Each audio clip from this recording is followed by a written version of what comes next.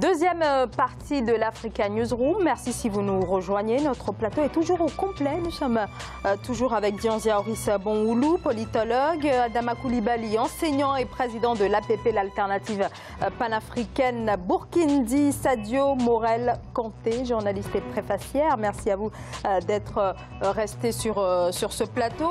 Dianzia Oris Bonwoulou, vous vouliez réagir suite aux propos de Sadio Morel Kanté qui décrivait finalement un scrutin qui va se jouer à huis clos, si j'ai bien compris vos propos. Voilà, tout à l'heure, je disais que, de toute façon, les 40 millions d'électeurs qui sont annoncés pour le 23 décembre ne pourront pas tous voter. Même avec un taux de participation de 10%, de 15% ou de 30%, on peut se faire élire président de la République du Congo. Donc, c'est ce que moi, j'essaie de vous faire comprendre. Donc, si le pouvoir en place réussit son pari, son seul pari, qui, selon moi, est de franchir l'obstacle technique, c'est-à-dire répartir les bureaux, les machines à voter dans les endroits qu'il faut. Je pense qu'il n'y aura pas en réalité d'obstacle technique, parce qu'il y a l'obstacle technique et il y a l'obstacle politique. Il n'y aura pas d'obstacle technique, et s'il n'y a pas d'obstacle technique, je pense que les élections peuvent avoir lieu. Puisque c'est le pouvoir. C'est justement ce que je expliquais, que techniquement et politiquement, tout est fait pour qu'il n'y ait pas d'élection. Je vous ai parlé de la géographie, de la configuration de ce pays-là. Oui, bien sûr, ça je le sais. Vous savez, oui. Et qu'il s'agit quand même de dispatcher 75 000 bureaux de vote. 75 000 bureaux de vote. Et quelle est la situation actuelle? Il y a une semaine pour se faire. Une semaine dans un contexte où il n'y a pas de route. Une semaine dans le contexte où l'offre de la MINUSCO d'acheminer le matériel est rejetée.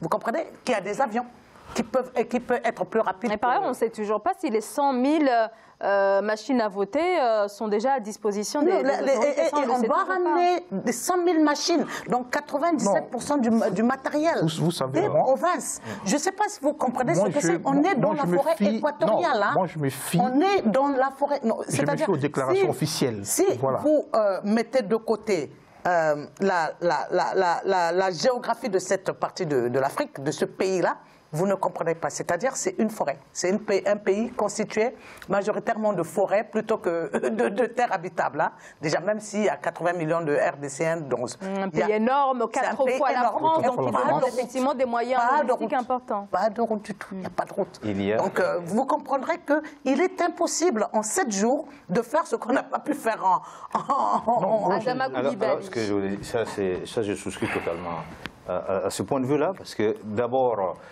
c'est un procédé totalement illégal.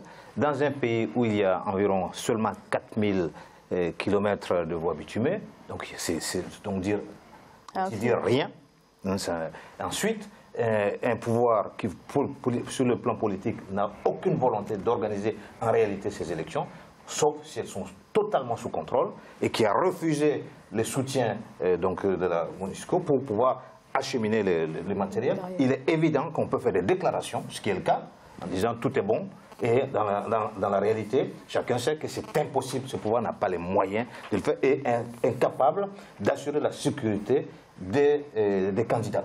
Puisqu'il y a eu des morts, ça j'insiste là-dessus. Il n'y a pas de sécurité, il n'y a pas de volonté politique, il n'y a pas la possibilité sur le plan logistique d'acheminer ça. Donc il est clair qu'il s'agit vraiment d'un sabotage organisé. Un sabotage organisé par qui?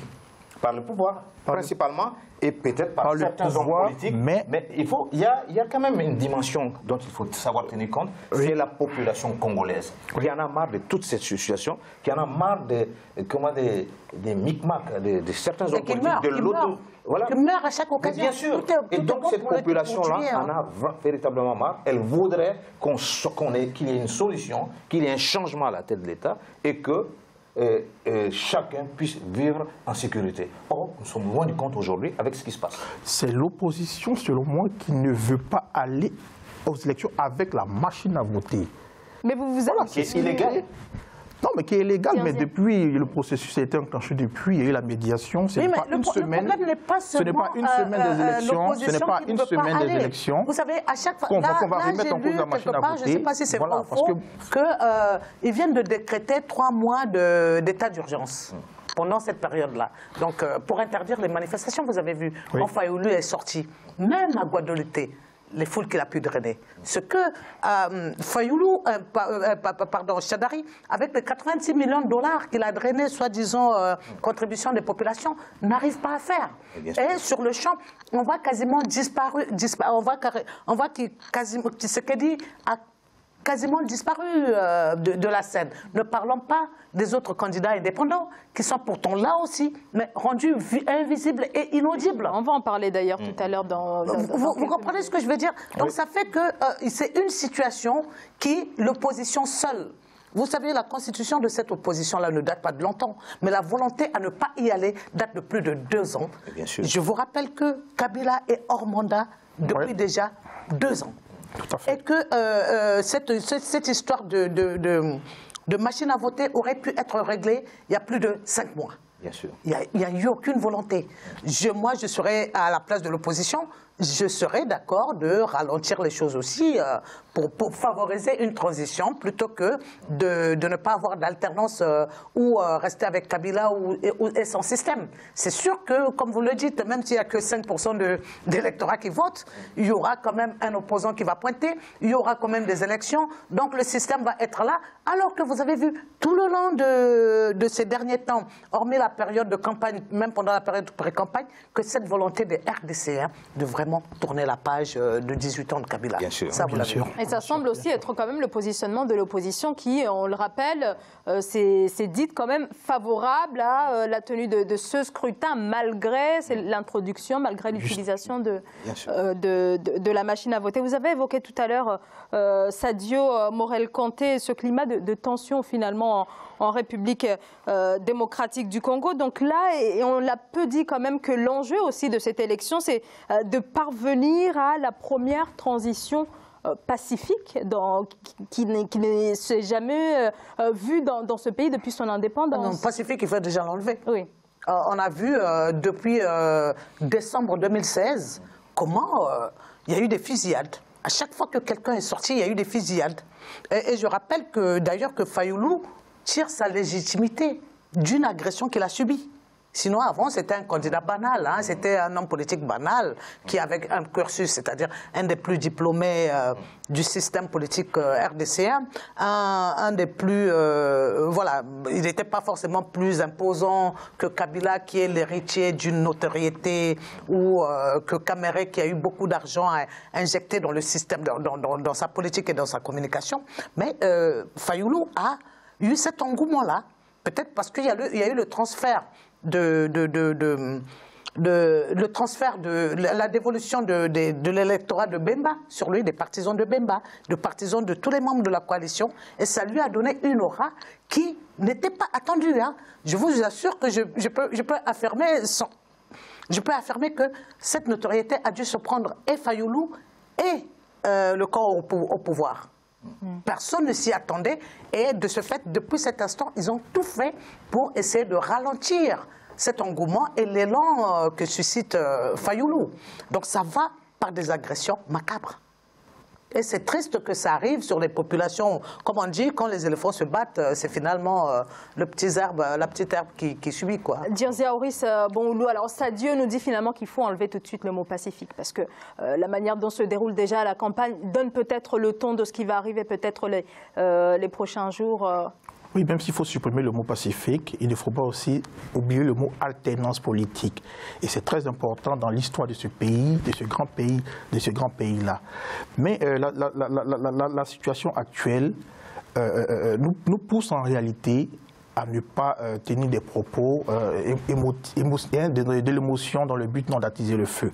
Donc notre but, c'est pas ce non, oui, effectivement, notre but en réalité, c'est de commenter l'actualité afin de donner des solutions. Jusque-là, je ne suis allé que sur les faits. Voilà, des solutions. Jusque-là, il n'y a pas eu d'émotion, je suis voilà, sur les faits. Des solutions normales. Je vais vous dire que je pense que je fais partie d'une des femmes les plus réalistes de la planète, donc il n'y a pas d'émotion. Donc, justement, non, j'avais la parole. Il faut être vraiment... L'alternance, oui, quand elle est possible, oui, se sent depuis l'aube. Or là, on est quasiment au crépuscule et que rien ne se dessine. Je vais vous rappeler que c'est quand même dans une église qu'on a été tué des gens. qui était venu pour une messe de prière pacifique. Je vous rappelle que le militant de la Lucha a été brûlé vif dans sa maison. Donc ça veut dire que le pouvoir a commis des atrocités, il faut le reconnaître. Voilà, donc il faut enlever le mot pacifique. Il faut le reconnaître. Mais il faut aller à une alternance pour qu'il y ait alternance, démocratie au Congo. Les ingrédients, on le sent depuis l'entrée de la cuisine s'il s'agissait de repas. Voilà, et aujourd'hui, le 23 décembre, je me demande maintenant quelle sera la solution. Est-ce qu'on va aller aux élections? Est-ce qu'on ira aux élections le 23 décembre? C'est un chaos annoncé. Non, moi je ne suis pas d'accord. Un jour, on reviendra certainement sur ce plateau pour dire qu'on avait annoncé la chronique. Il y avait la chronique d'un chaos annoncé et on a été c'est vrai que le pays actuellement est sur haute tension, mais moi je ne peux pas annoncer déjà un chaos, je ne suis pas un devin, mais moi ce que je peux dire, c'est d'appeler à la responsabilité de chaque acteur afin de trouver une solution palpable et une solution concrète le 23 décembre. Mais c'est vous qui en appelez justement à vos sentiments. Vous dites ce que vous voulez. Non, mais est-ce que le 23 décembre, l'algorithme, le calcul qui se présente là, de manière scientifique, je crois que vous et moi parlons sur des bases de faits scientifiques pour en arriver à déduire ou à conclure moi, je vous demande, ce dont nous parlons. Que voulez-vous le 23 décembre pour le Congo? On va aux élections ou on n'y va pas aux élections? C'est pas ce que je veux qui compte, c'est ce qui va se passer. Et ce qui va se passer, ça sera, je prédis, une violence inouïe. Parce que de deux côtés, personne ne veut aller à cette chose-là, ça je le dis, et surtout du côté du pouvoir. Ils veulent conserver une violence. Regardez, parce qu'une partie de l'opposition ne veut pas aller avec la machine à voter et décide de poser des actions radicales pour empêcher l'utilisation de la machine à voter. Alors, Dianzia quand même, parce que vous ne pouvez pas non plus accuser, tout mettre sur le dos de l'opposition sans avancer effectivement des preuves de ce que vous dites. Je n'accuse pas l'opposition, mais je n'ai pas terminé ma phrase. Je disais qu'il y a une partie de l'opposition qui veut empêcher l'utilisation de la machine à voter, comme aussi il y a au niveau du pouvoir une manière c'est là où je ne vous comprends pas. Vous aviez tout à l'heure dit, vous êtes en contradiction le pouvoir avec vous-même. Par l'utilisation de cette machine à voter. Vous avez dit je ne suis pour personne. Que l'opposition accepte quand même d'aller aux élections. Moi, je ne suis pour personne. Avec cette machine à voter. Mais est-ce que c'est quand même logique de remettre en cause la machine à voter à une semaine